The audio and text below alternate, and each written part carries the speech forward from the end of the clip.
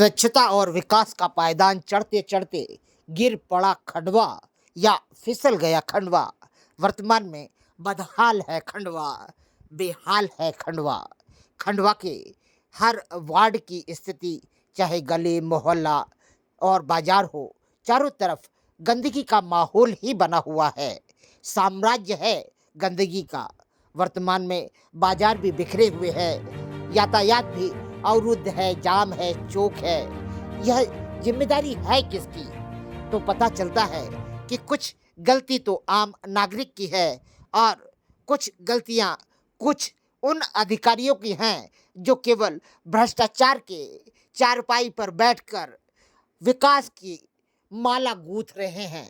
वर्तमान में खंडवा के युवा तुर्क नेता, समाजसेवी या कहें कि जागृत नागरिक बबलू राजानी ने 4-5 महीने से धूम मचा रखी है। हर विभाग में फटे हुए कपड़े पहनकर पहुंच जाते हैं और कहते हैं बदहाल है खंडवा। तो सच में खंडवा की बदहाली का कारण भी यही है कि 30-40 साल से जमे हुए अधिकारी और कर्मचारियों ने इस खंडवा को चूस लिया है। यहाँ कहे कि कुछ अधिकारियों ने तो टकसाल खोल दी है, केवल कमा लेना चाहते हैं। चाहे जन अभियान परिषद हो, चाहे खाद्य विभाग हो, चाहे खनिज विभाग हो, चाहे कोई भी विभाग हो, हर जगह केवल घोटाले ही घोटाले हैं। पटवारी भी कहीं तो अच्छे हैं तो कहीं केवल कमा लेना चाहते हैं। बबलू राजानी ने इन सब लोगों को गुहार भी लगाई, जिला कलेक्टर के सामने भी पहुंचे, कमिश्नर के सामने भी पहुंचे, महापौर के सामने भी पहुंचे, विधायक के सामने भी बात रखी, सांसद को भी अपनी बात पहुंचाई, मगर किसी ने कुछ भी नहीं की सुनवाई। तो अब बबलू राजानी ने तय किया है कि आज सोमवार से उनने अपनी यात्रा खंडवा के शनि मंदिर से दादाजी धुनीवाले के दर्शन करने के बाद शुरू की। शनि मंदिर से शुरू इस यात्रा में बबलू राजानी से अभिनव भारत न्यूज़ की क्या बातें हुई, आप भी सुने।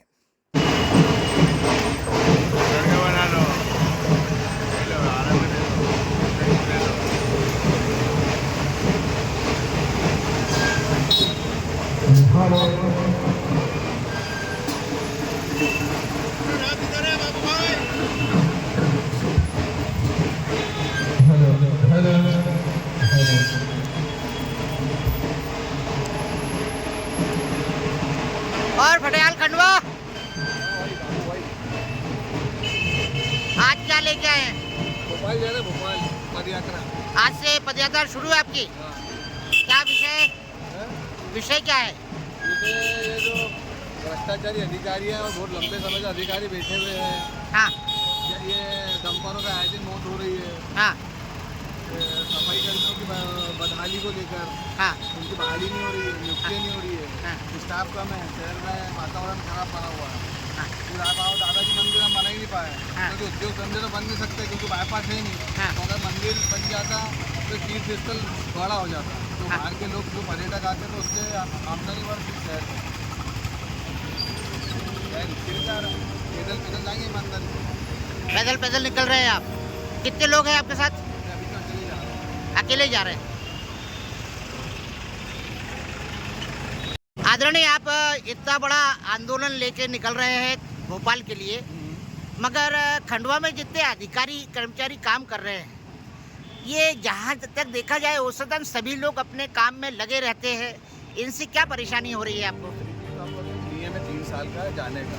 हाँ। ये कई ऐसे अधिकारी हैं कि जाते हैं और 1 महीने में वापस आते, तो ऐसा क्या हो रहा है खंडवा में कि उनको यहाँ बार बार सेवा देने का मौका मिल रहा है। कारण क्यों? क्योंकि हम लोग बोलते हैं ना, मुर्दा लोग हैं, गूंगे अंधे बहरे हैं, वो भ्रष्टाचारी हैं, आए दिन भ्रष्टाचार कर रहे हैं। मतलब कोई अधिकारी यहाँ रुक रहा तो कोई ना तो कोई बात होगी ना। अब अच्छा है, जैसे कलेक्टर अच्छे हैं क्यों ट्रांसफ़र हो रहा है, एसपी अच्छा है क्यों ट्रांसफ़र हो रहा है, कमिश्नर अच्छे तो क्यों ट्रांसफ़र हो रहा है। अच्छे लोग जो ईमानदारी से काम करना चाहते हैं तो नेताओं को हजम नहीं होता। खंडवा में कोई बोलने वाला नहीं है, तो इसीलिए क्या है कि सब सोच का अंतर है अपना। आप देखिए हॉस्पिटल में भ्रष्टाचार है कि नहीं। राधे शाम बोले कितने पैसे की वही करता है, आपको पता नहीं है, आप तो पत्रकार हैं, उससे ज़्यादा जानकारी आपको है। जैसे हर विभाग में बैठे हैं जिनकी लिस्ट तैयार हुई है, हम जाके सीएम साहब को बोलेंगे कि हमारी जो शहर की बदहाली है, क्योंकि सारे नेता तो भग गए टिकट लेने, जीतो और माल कमाओ। शहर की किसी को चिंता नहीं है, सबको चिंता अपने को माल कमाने, क्योंकि मोदी जी के चेहरे पे पार्षद चुनाव जीत जाता तो स्वयं मोदी जी का चुनाव है, तो स्वाभाविक सी बात है रिकॉर्ड तोड़ मतों से जीते बगैर प्रचार के।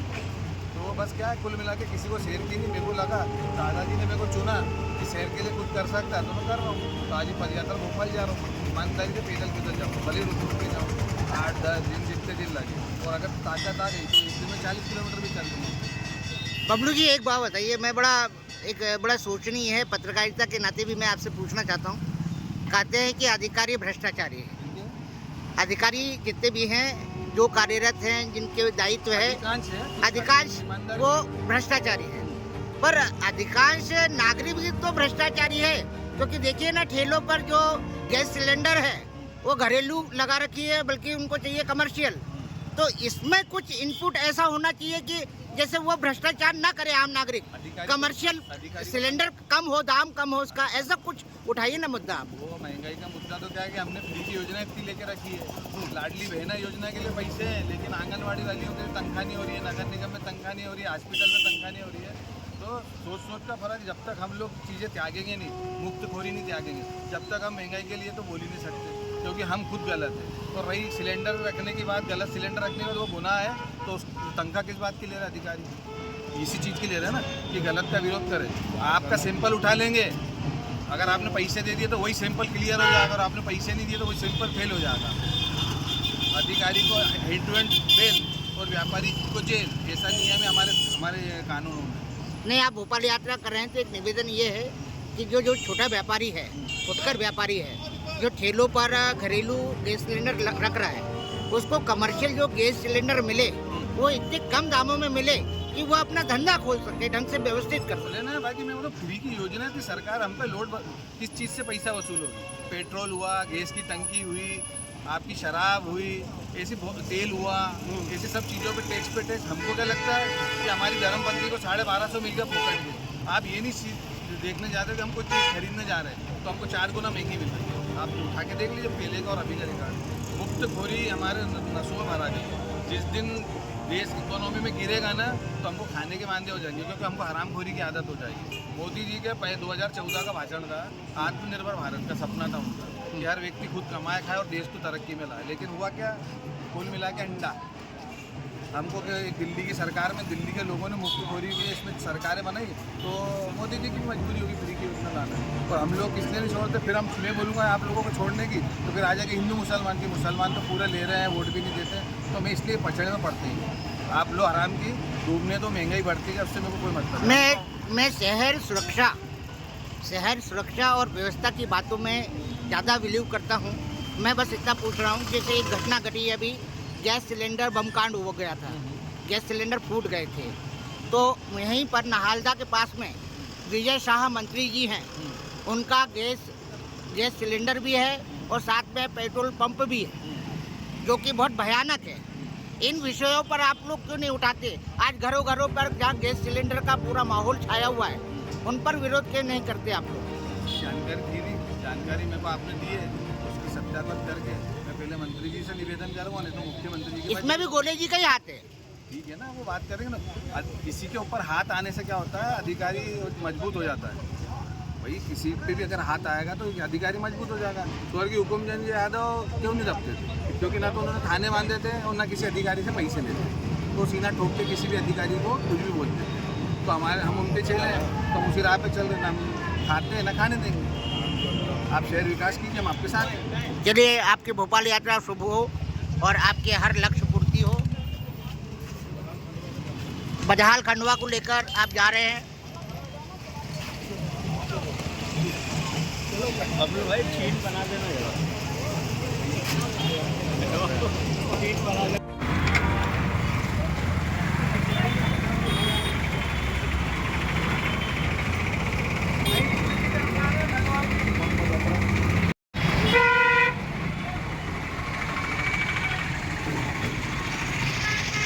खंडवा के दादाजी धूनी वाले जिला चिकित्सालय में भले ही ग्रामीण क्षेत्र और शहरी क्षेत्र के आम नागरिकों को इलाज मिल रहा हो, उनका उपचार हो रहा हो या ना हो रहा हो, मगर खंडवा की ग्रामीण और शहरी क्षेत्रों में मरीजों को लाने और ले जाने के लिए परिवहन सेवा 108 एम्बुलेंस की सेवा तत्काल और तत्पर होकर लगातार सजगता से कार्य कर रही है।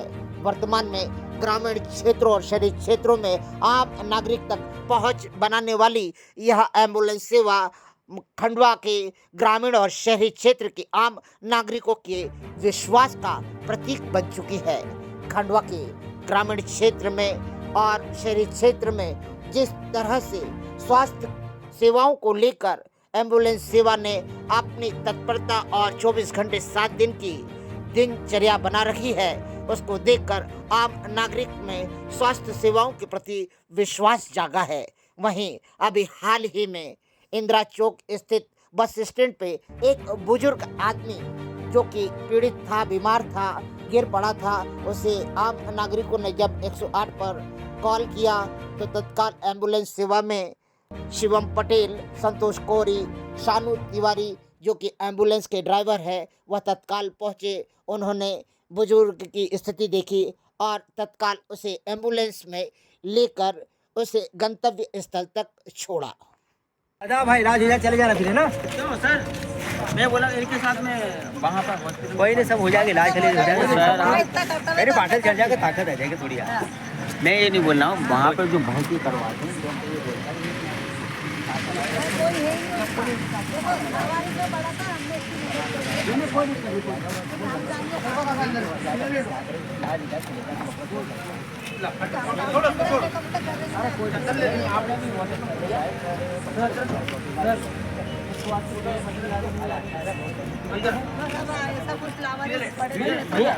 चले जाएगा। आप तो सिर्फ कॉल करिए, है और ये तो बुद्धि का ठीक है भैया, हो जाए थोड़ा चला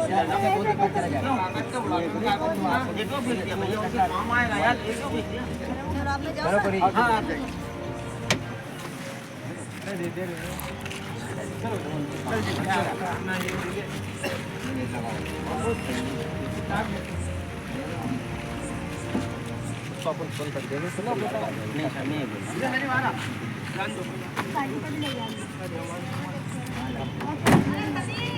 सर, नहीं बोल मोदी से यही तो दादा कब से सोए थे, यही 2 दिन से धूप पे सोए गए थे, रात देखा वो भैया को, 2 दिन से यही सोए थे।